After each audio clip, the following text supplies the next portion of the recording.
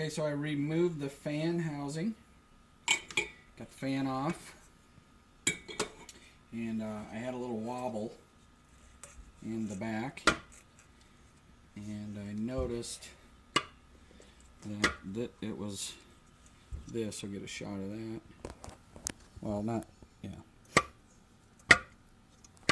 Okay, so I'm assuming that's bad.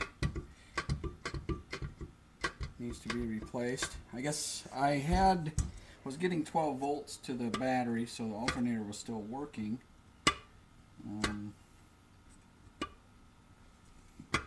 So this is just a follow-up from my previous posting to let everybody know what I found.